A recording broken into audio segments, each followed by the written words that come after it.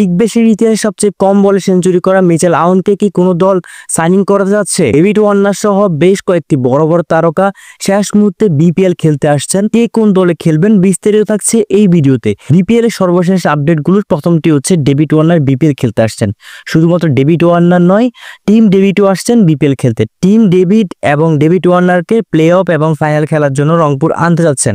এখনো পর্যন্ত নিশ্চিত থাকতে পারেন যে ডেভিড ওয়ার্নার বিপিএল খেলতে আসছেন। টিম ডেভিডের এখনো কি 50-50 চান্স রয়েছে। টিম ডেভিডকে নিয়ে এখনো রংপুর রাইডার্স কোনো সিউরিটি দিতে পারেনি, কিন্তু ডেভিড ওয়ার্নার আসবেন এতটুকু নিশ্চিত ধরে নিতে পারেন। তার পাশাপাশি প্লে অফ এবং ফাইনালের জন্য ফরচুন বয়সের একজন ফার্স্ট করার নিতে যাচ্ছেন।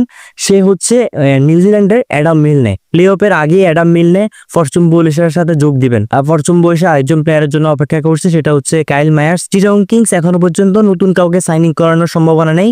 তাদের যে স্কোয়াডে প্লেয়াররা রয়েছে তাদেরকে নিয়ে চালিয়ে যাবেন। তো বন্ধুরা, এবার আসলে সর্বশেষ আপডেট নিয়ে।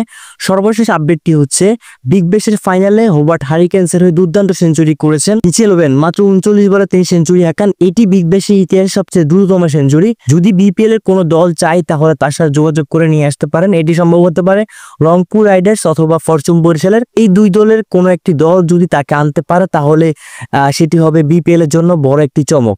শুধুমাত্র ওয়েন যে ফাইনালে ভালো খেলেছেন তা নয়, তিনি পুরো আসরেই ভালো খেলেছেন।